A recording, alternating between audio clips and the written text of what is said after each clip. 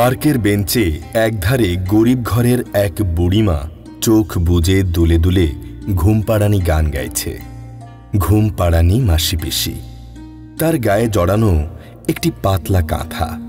কাঁথাটি বিচিত্র। নানা রঙের ছেঁড়া খোড়া কাপড় জামার টুকরো সেলাই করে কাঁথাটি বানানো হয়েছে।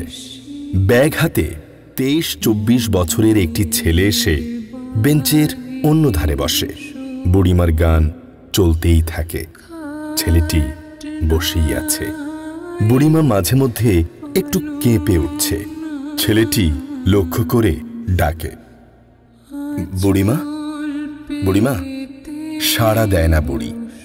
মগ্নভাবে গান গেয়েই চলে। তারই মধ্যে হঠাৎই আবার একটু কেঁপে ওঠে। গায়ের কাঁথার মধ্যে কুঁকড়ে যায়। ছেলেটি এবার বুড়ির গায়ে হাত রেখে তাকে ডাকে, বুড়িমা, ও বুড়িমা। বুড়ি চমকে ওঠে। ঘোর কাটিয়ে ছেলেটির দিকে তাকায়। আমায় ডাকলি? গায়ে কাঁথা জড়িয়ে কাঁপছ? শরীরটা কি খারাপ করেছে? না গো, কার্তিকের শেষ। এ সময় একটা ঠান্ডা বাতাস দেয়। বুড়ি মানুষ তো, আমার শীত শীত করে। তবে এই কাঁথাখানা গায়ে জড়িয়ে নিলে আমার খুব আরাম হয়, খুব শান্তি পাই। বেশ গাইছিলে তো তুমি। নাতিকে ঘুম পাড়াচ্ছিলাম। নাতি? এখানে তোমার নাতি কোথায়? আছে, এখানেই আছে, আমার মনের মধ্যে। মোটে 2 বছর বয়স। তবে এখন তো আর সে এইটুকুন বাচ্চাটি নেই। তোমার মতো ডাগরটি হয়েছে। বড় দেখতে ইচ্ছে করে। নাতি আছে? কোথায়? জানি না বাবা। ওই 2 বছরের দুধের বাচ্চাটাকে সঙ্গে নিয়ে আমার ছেলে আর বউ দেশের বাইরে কোথায় চলে গেল। কাজ কাম নাই, খাওয়ার কষ্ট। ছেলেটা কোনো দিশা না পেয়ে নিরুদ্দেশ হলো। বলে গেল আয় উপায়ের মতো একটা কিছু হলেই আমাদের নিয়ে যাবে। ভাঙা বস্তি বাড়িতে আমি আর আমার স্বামী 1 বছর পথ চেয়ে বসে রইলাম। রোগের কষ্ট, মনের কষ্টে স্বামীও চলে গেল। 16টা বছর একলা পড়ে আছে। কোনো খবর নিল না তোমার ছেলে? আর এলোই না? ছেলে নাকি এসেছিল 2 বছরের মাথায়। তখন তো আমি আর আগের আস্তানায় থাকি না। খাওয়াও জোটে না, বস্তির ভাড়া গুনতে পারি না। রেল লাইনের ধারে একটা খোপড়িতে উঠে গিয়ে থাকি। বাবুদের বাড়িতে কাজ করে কোনো মতে পেট চালাই। ছেলে নাকি বস্তিতে এসে আমার খোঁজ না পেয়ে চলে গেছে। বস্তির কারোর কাছে তার ঠিকানাও রেখে গেল না? আমার ছেলেটার বুদ্ধি শুদ্ধি একটু কম। মায়া দয়াও কম। না বাবা, তুমি দেখলে বুঝতে তেমন না সে। আমায় না পেয়ে সে সুখে নেই। ছেলে আমার কাঁদতে কাঁদতেই ফিরে গেছে, এ আমি নিশ্চিত বলছি। ছেলেটা নামেও হাবা, কাজেও হাবা। সবই আমার কপালের দোষ।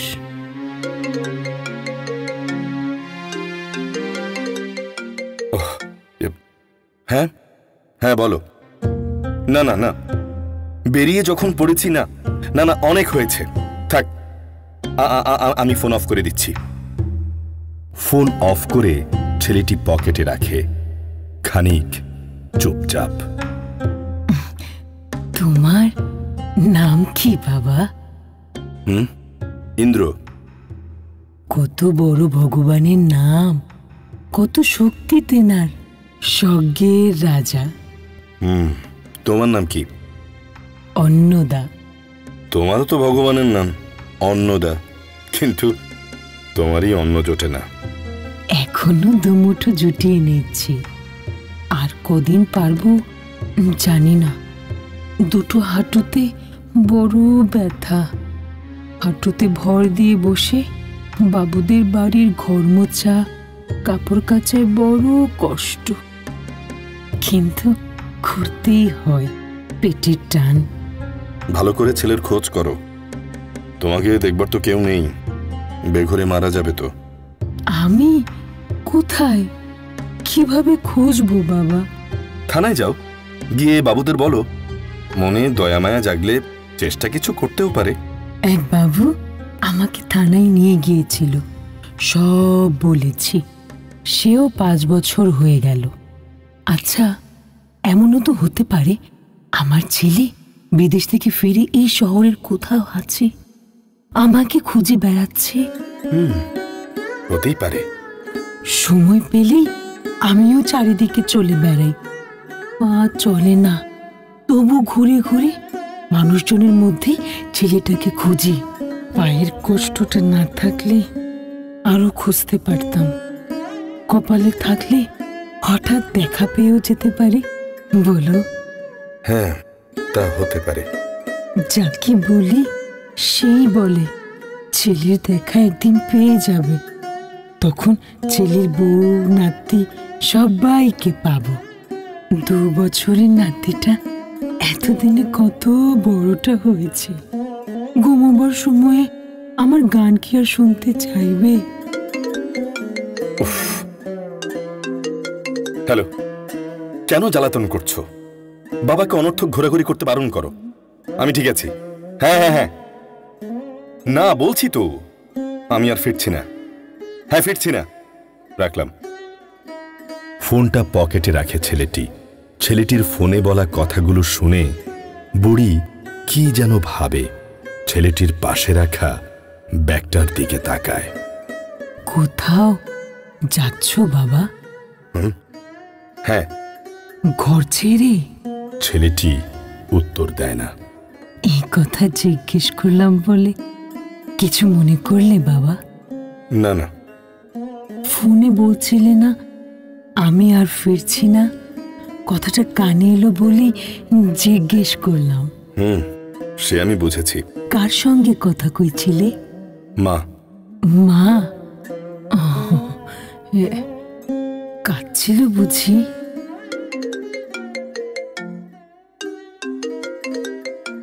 হা, দেখো কেন বেরিয়ে এসেছি তা তো জানো। আমার আগে বেরিয়ে পড়া উচিত ছিল। বলো। হ্যাঁ, মার কাছে শুনলাম। ছুটোছুটির কি দরকার? হ্যাঁ হ্যাঁ, না, আমি কাউকে দোষ দিচ্ছি না। কবে কখন ফিরবো আমি জানি না। রাখছি। ফোন বন্ধ করে দেয় ছেলেটি। এবার বাবা এত করে ডাকছে, তবু ফিরবে না? ফিরবো বলে তো বেরোয়নি। বাবা মায়ের কষ্টটা বুঝবে না? কেন বুঝবো না? তাই বলে আমার অশান্তিটা কিছু না? হ্যাঁ, চাকরি বাকরি জুটছে না, সেটা আমার দোষ? সামর্থ্য ছেলে গরিবের সংসারে বোঝা হয়ে আছি, এটা আমাকে অহরহ কষ্ট দিত না? সব বুঝেও বাড়ির মানুষ কেন আমাকে উত্ত্যক্ত করবে? অনেক সয়েছি, অনেক। আর না, ঠিক করেছি অন্তত আমার জন্য বাড়ির খরচটা তো হালকা করতে পেরেছি। কেন তোমার ছেলে চলে যায়নি? ওর কথা ছেড়ে দাও বাবা, ও নামেও হাবা, খামেও হাবা। এ ব্যাপারে ও মোটেও হাবা নয়। উচিত পথটাই সে বেছে নিয়েছিল। সেও সক্ষম হয়ে ফেরার কথা ভেবেছিল, আমার ভাবনাও তাই। তবে হাবু তো রেগে মেগে ঘর ছাড়েনি, আমাদের বুঝিয়ে শুনিয়েই বেরিয়েছে। একে কাজ কাম নাই, তার উপর একটা মেয়েকে বিয়ে করে এনে ঘরে তুলল।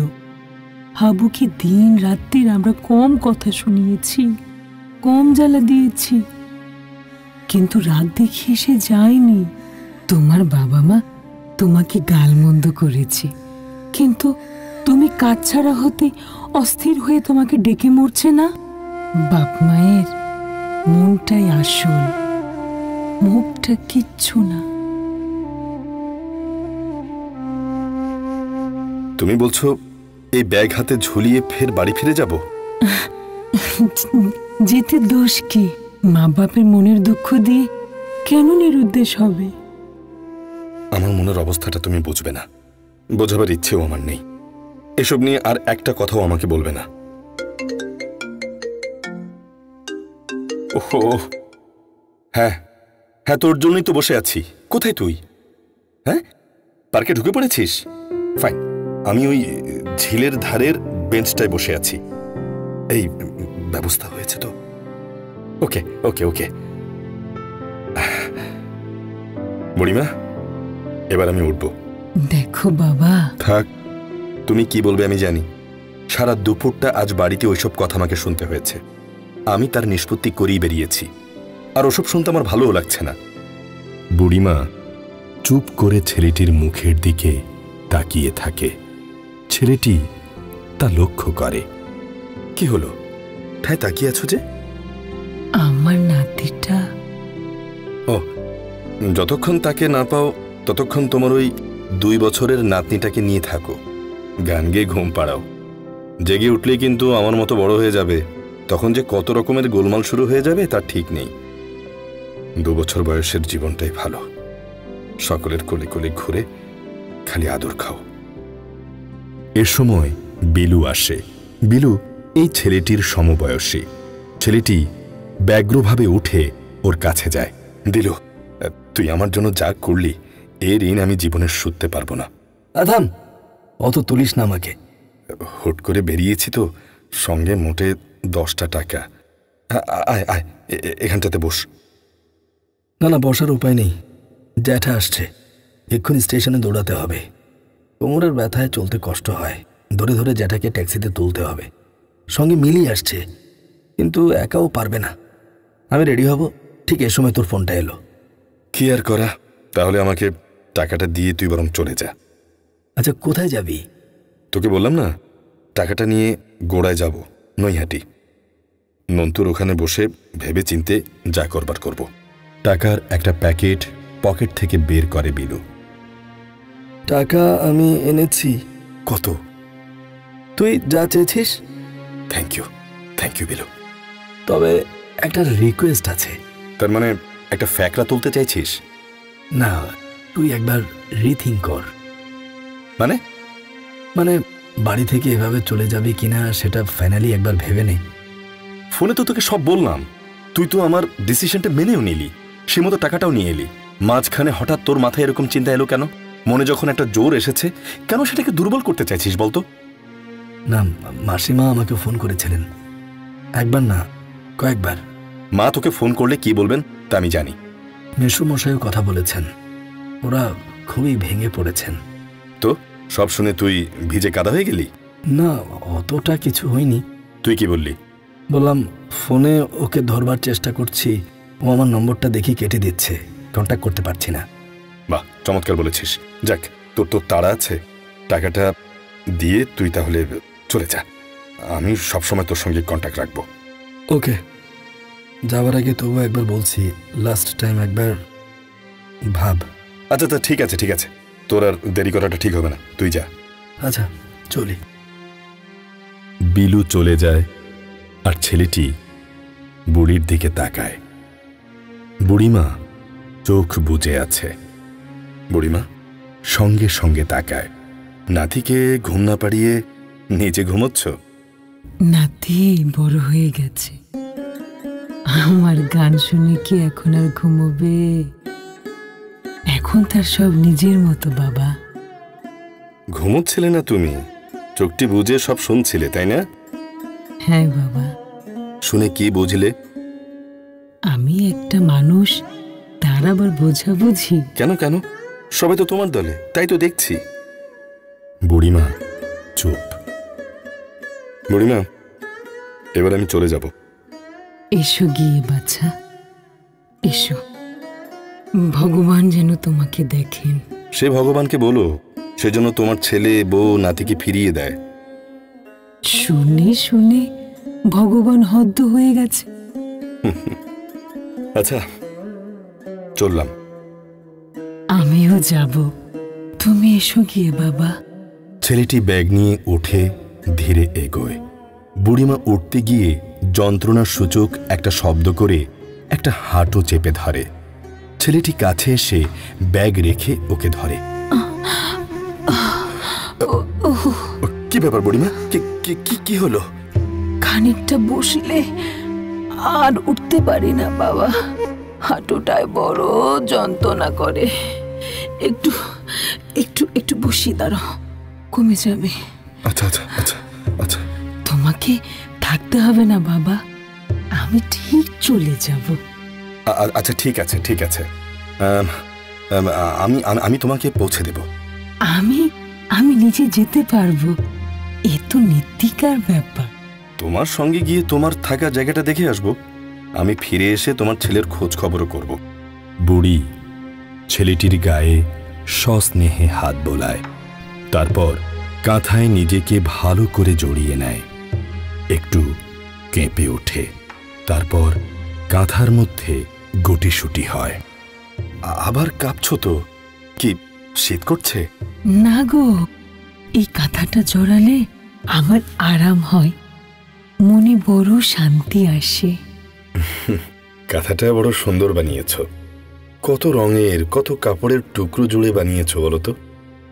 সব ঘরে পড়ে থাকা ছেঁড়া খোরা কাপড়। এই যে সাদা সাদা টুকরো, এগুলো আমার কর্তার পরনের ছেঁড়া ধুতি কেটে নিয়েছি। আর রঙিন কাপড়ের টুকরোগুলি বৌমার। আর আর এগুলো আমার ছেলের শার্টের। এগুলো আমার নাতির ইজের আর কাঁথার ফালি। এই কাঁথাটা গায়ে দিলে মনে হয় আমার সংসারের সবাই আছে, আমার গা জড়িয়ে আছে। আমার শান্তি লাগে বাবা। কে কোথায় ছেড়ে চলে গেল, আমি তো আর ছাড়তে পারি না। সব যায় বাবা, মায়া যায় না, মায়া কখনো যায় না।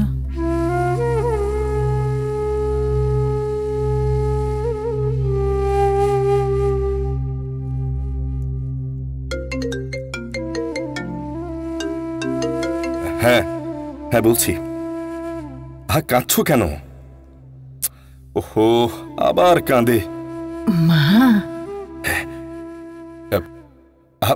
এমন কাঁদছো যেন আর ফিরবো না। ফিরবো রে বাপু, ফিরবো। আছে আছে আছে, মায়া দয়া আমারও আছে। হঠাৎ করে তো উবে যায়। এখন থামো তো, থামো। কি, আমি না ফিরলে তোমার কান্না থামবে না?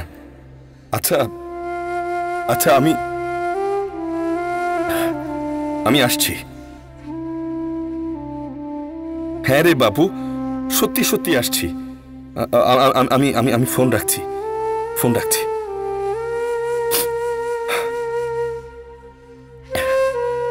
বুড়িমা, মাকে কি বললাম শুনলে? আমার একটু কাছে এসে বসবে বাবা? ছেলেটি বুড়িমার কাজ ঘেঁষে বসে। বুড়িমা ওকে জড়িয়ে নেয়। এবার শান্তিতে খুপড়িতে ফিরব। আস্তে আস্তে উঠছি, ছেলে না হোক নাতি একদিন আসবে। ছেলেটি ধরে বুড়িমাকে দাঁড় করায়। চলতে পারবে? হ্যাঁ হ্যাঁ পারবো। আচ্ছা, আমি ধরেছি। চলো চলো এবার। তোমার কাছে কিছু চাইলে আমাকে দেবে? আগে সেটা কি শুনি। তোমার ফেলে দেওয়া শার্টের এক ফালি কাপড় আমার এই কাঁথার গায়ে সেলাই করে গেঁথে নেব, দেবে? আচ্ছা, সব হবে, আগে দেখে পা ফেলো। বলো না বাবা, দেবে তো? আচ্ছা ঠিক আছে, সব হবে বললাম তো। আচ্ছা ঠিক আছে, তুমি আমাকে ধরো, শক্ত করে ধরো আর আস্তে আস্তে পা ফেলো।